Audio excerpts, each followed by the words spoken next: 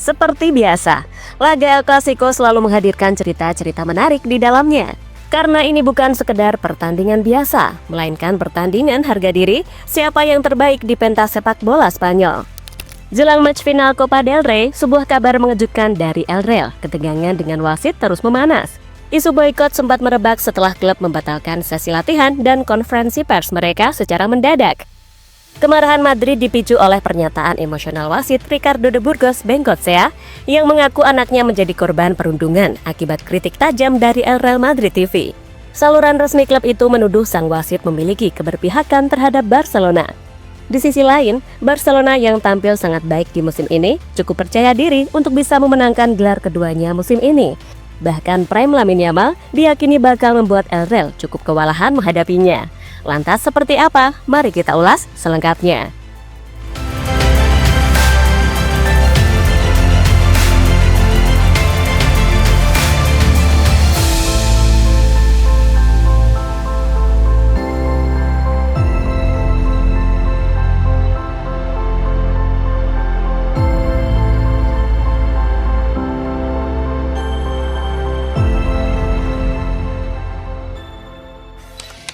Ketegangan sempat terjadi jelang laga final El Clasico yang mempertemukan Barcelona versus Real Madrid, di mana anak asuh Carlo Ancelotti itu sempat memutuskan untuk tidak menghadiri konferensi pers resmi jelang final Piala Raja Spanyol kontra Barcelona yang akan digelar di Stadion La Cartuja, Sevilla. Selain itu, Los Blancos juga membatalkan sesi latihan yang seharusnya dilaksanakan di stadion yang sama pada Jumat malam waktu setempat. Keputusan tersebut merupakan bentuk protes keras kepada Federasi Sepak Bola Spanyol atau RFIF. Protes ini dipicu oleh penolakan RFIF atas permintaan Real Madrid untuk mengganti wasit utama Ricardo de Burgos Bengoechea dan wasit VAR González Fuertes. Dalam keterangan resminya, pihak Real Madrid menyebut bahwa keputusan RFIF untuk menunjuk Bengoechea dan Fuertes sangat tidak dapat diterima. Klub menilai kedua wasit tersebut tidak menunjukkan prinsip keadilan dan objektivitas yang seharusnya dijunjung tinggi dalam pertandingan sepak bola. Tak hanya itu, Real Madrid juga mengecam pernyataan kedua wasit dalam konferensi pers sebelumnya yang dinilai tidak pantas. Bahkan pihak klub menilai pernyataan tersebut bernada mengancam dan menyudutkan pihak tertentu. Pernyataan yang lebih mengejutkan lagi dengan nada mengancam yang menyinggung persatuan para wasit digunakan untuk mengumumkan dugaan tindakan atau tindakan yang jauh dari prinsip-prinsip keadilan, objektivitas, dan imparsialitas yang seharusnya berlaku hanya beberapa jam sebelum acara sepak bola yang menarik perhatian ratusan juta orang di seluruh dunia, tulis Real Madrid dalam pernyataan resmi.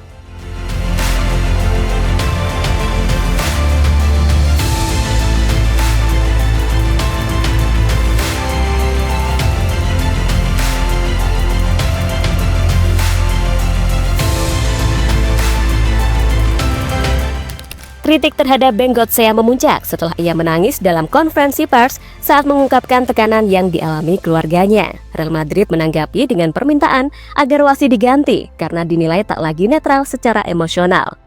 Permintaan tersebut ditolak oleh RFIF, memicu reaksi keras dari Madrid. Klub langsung membatalkan konferensi pers dan latihan resmi mereka, memicu spekulasi bahwa Madrid akan memboikot final Copa del Rey. Namun beberapa jam kemudian, Madrid mengeluarkan pernyataan resmi yang membantah rumor tersebut. Mereka menyatakan akan tetap bertanding demi menghormati para penggemar dan nilai-nilai olahraga. Selain itu, ya gengsilah, masa tim besar sekelas Real Madrid dengan puluhan trofi Liga Champions menolak berjuang di medan perang. Apalagi laga ini cukup krusial menghadapi tim rival FC Barcelona.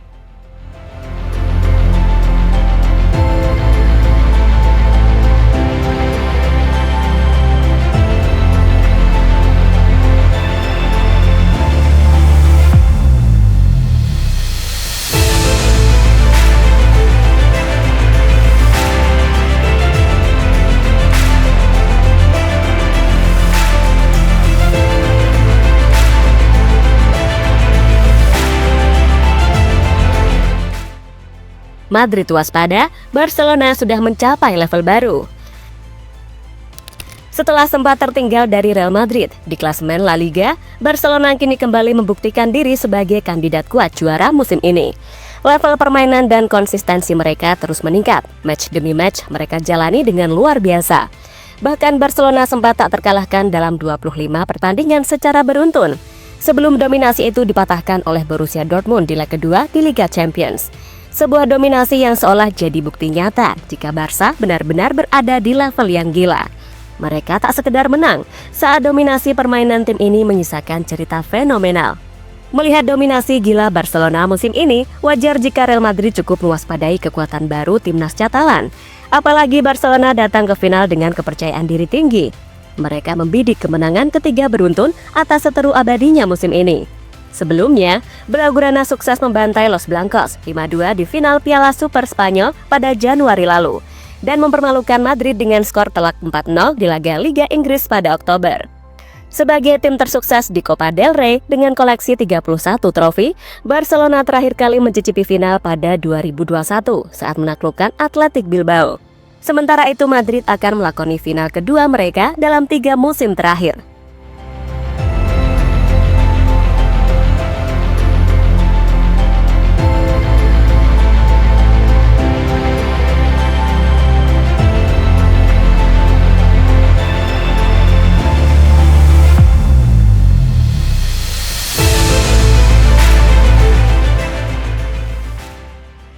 Lamine jadi ancaman nyata buat Real Madrid. Bek tengah Real Madrid, Antonio Rudiger, mengaku ketakutan karena Lamine Yamal terbukti sebagai pemain berbahaya.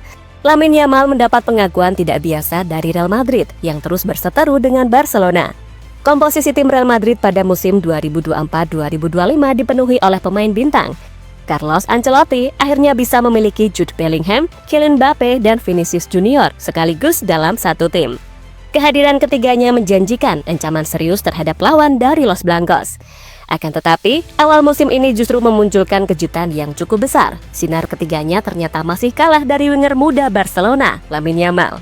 Setelah tampil gemilang di Euro 2024 bersama timnas Spanyol, Yamal meneruskan performa apiknya bersama Barcelona.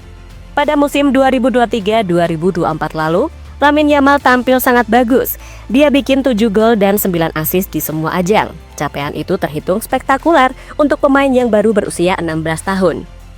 Pada musim 2024-2025, Lamine Yamal mampu meningkatkan capaiannya hingga 20 April 2025, termasuk laga melawan Celta Vigo. Lamine Yamal mampu mencetak 14 gol dan 20 assist.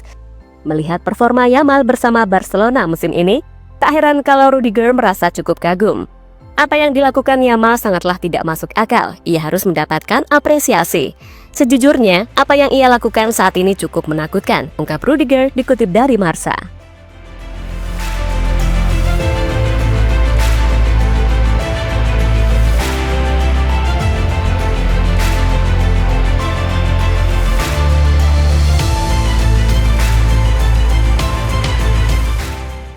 Dan terlepas dari apapun, saat ini sendiri Hansi Flick dapat dikatakan udah mulai menemui formula yang pas untuk Barcelona. Serangan cepat, transisi mulus, dan pertahanan yang makin sulit ditembus, mencerminkan permainan Barca di level yang sangat tinggi. Di lini serang, mereka eksplosif abis. Ada Robert Lewandowski yang meski udah veteran, tetapi tetap tajam banget.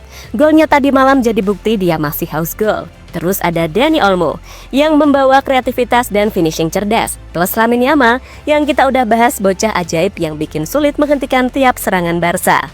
Kombinasi ini bikin Barcelona punya daya dobrak yang sulit dibendung. Dan boleh dikatakan Barca sangat siap untuk laga El Clasico nanti malam.